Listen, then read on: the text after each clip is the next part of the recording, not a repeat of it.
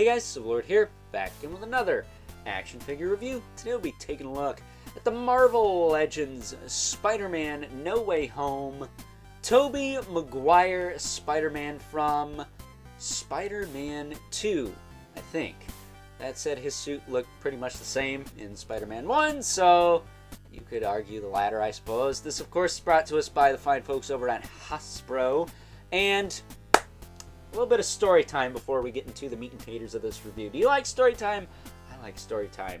When I was a boy, that doesn't date me at all. In the year, was it 2001 or 2, when the first Spider-Man movie came out, my parents and I went to see it, and unfortunately the tickets were sold out. We waited in line for probably a half hour to see it, and this wasn't like opening weekend or anything. It was out for a little bit before we went to go and see it, but unfortunately our first attempt failed. Second attempt, we were able to go see it. I loved it. Toby McGuire is my Spider-Man. Always has been. I love everything to do with the Toby McGuire Spider-Man universe, brought to us by Mr. Sam Raimi, also responsible for Evil Dead, for those of you who don't know. So that's why, oh crap, I just forgot his name. He plays Ash in Evil Dead. God, how can I forget his name? It'll come to me. He was the ref in the wrestling ring, okay? Okay. That said, this has always been my Spider-Man, along with the 90s animated series. Always been my Spider-Man. I liked everything about this Spider-Man universe, even the song done by Chad Kroeger from Nickelback and the dude from Saliva. I don't care. I'll die on that hill. I liked "And the Hero Shivers." I loved all of that. Okay? I even liked Tap Dancing Spider-Man and Spider-Man 3. Alright? Alright. So, my unorthodox biases aside, let's cut right to the chase and take a look at Mr. Toby McGuire's accessories here. Of course, he comes with a pair of thwip hands, just like Andrew Garfield did. We took a look at yesterday. God, I can't remember his name. Bruce Campbell. There you go. Ha-ha! On the dot. And we get this amazing Toby McGuire head sculpt. Look at that. I need a civilian body just for that. That's awesome. So, taking a closer look at Mr. Toby McGuire here. Not the best anatomy on this figure. I have an old Toy Biz Toby McGuire figure. He looked like he knocked the crap out of this dude. Seems like his shoulders should be a little bigger, probably twice as big. It should be up a tiny bit in the upper torso. If the shoulders were a little bigger, I think that would fix a lot. But it just seems like the upper body is a bit lacking, because Toby McGuire Spider-Man was kind of built like the 90s animated series one. Not quite as buff as that one. That one was built like a freaking brick house. But this one, he was pretty built. More built than Andrew Garfield. Way more built than Tom Holland. Which, isn't it funny that most of the live-action Spider-Men are played by British dudes and not like a New York dude or just an American dude? I think Toby Maguire's American. I don't know. That's none of my business. But I love this figure, regardless. This is my Spider-Man, along with the 90s one. And it always will be. I couldn't be happier with this figure. Even though, I think the anatomy is a little whack on the upper body. But as far as articulation on him goes, he's got the double ball peg in the head. They are getting better with these, I feel. So all you guys defending disc hinges can shut up, because this is fine. This is pretty good. You get that nuance, that tilt side to side. You can rotate side to side. Shoulders can go up pretty darn far. A little bit past 90. Put him down. He does have that butterfly joint.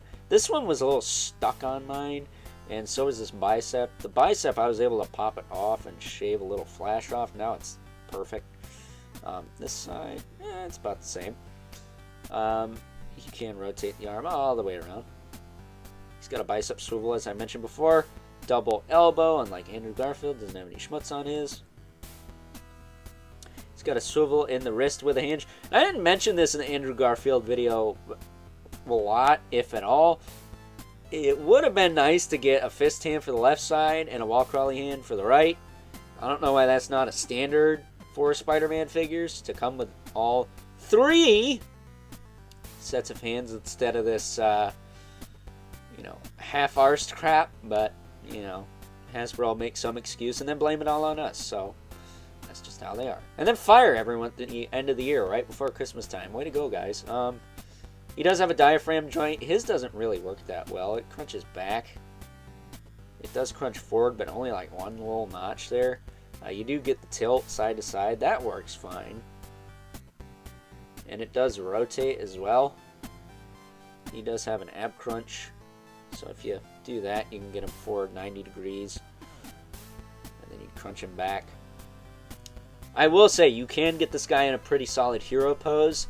Though you will break the suit up doing that. You have to do that in order to do it. That kind of sucks, but the Toby McGuire, Sam Raimi Spidey universe is where I first saw that iconic hero pose. I think I used to have a backpack or a lunchbox or a folder or something with him in that iconic pose. Granted, I think this hand was on the ground and this one was a fist in the air, but what are you going to do? Got to work with what you got. He's got the drop down hips. They work okay. They don't move a ton. And they're not loose, so I guess that's good. He can kick up and down pretty well. He's got a thigh cut. It's squeaking, but it's not... This guy feels pretty solid, man. I'm not going to lie. It looks like Hasbro is finally, knock on wood, done with that gummy plastic crap. So let's keep our fingers crossed that that is the case. He does have a double knee. I can bend about that far. And, unfortunately, like Andrew Garfield, no boot cut, though it clearly looks like he's got one. This is a fixed piece. He does have a hinge in the foot with a rocker, though. And his joints are all pretty stiff. So, I really like this figure.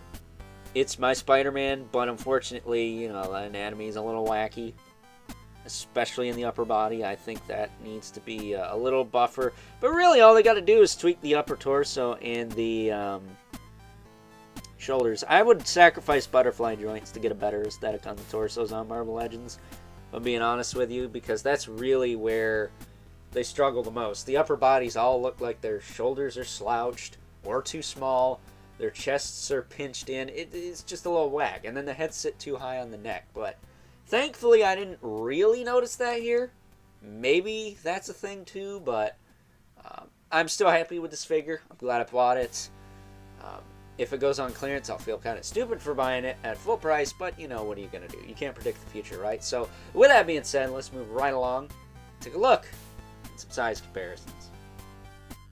First up, here is good old Toby McGuire alongside the only other figures I bought from this No Way Home wave, at least the carded wave. I'm not really counting the deluxe releases as a part of the wave because they're released separately, I think that's fair. Of course, we have Mr. Andrew Garfield, who still is probably the best of the 3 Spider-Man figures in this wave. I'm just super biased towards Toby, so sue me.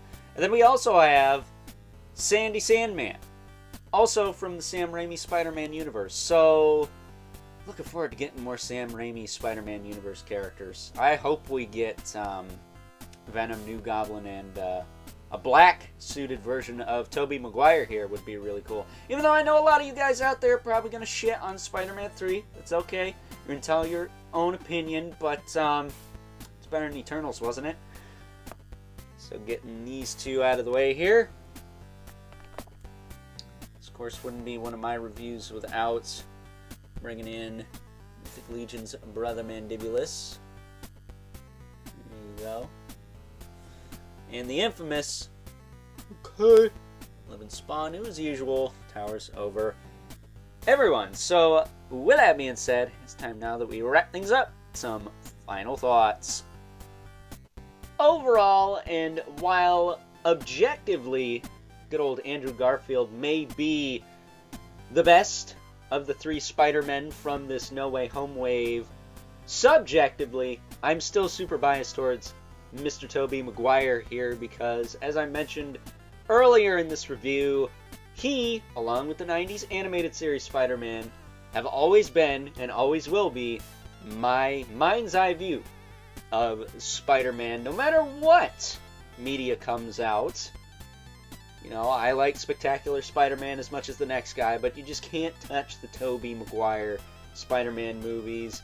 You can't touch that 90s animated series. And while this figure isn't perfect, I think there are some anatomical errors, and I didn't mention it in the Andrew Garfield video as much, but I do wish he came with a couple extra hands, an extra fist and open hand, because it seems kind of whack that we don't get 2 whip, 2 open, and 2 fist hands with every Spider-Man figure. That seems like a standard that should be upheld and judged and ridiculed with the utmost criticism when it is not implemented. So, with all those big words out of the way, before this drags out any longer than it already has, hope you guys enjoyed this review, and until next time, I'll catch you guys later.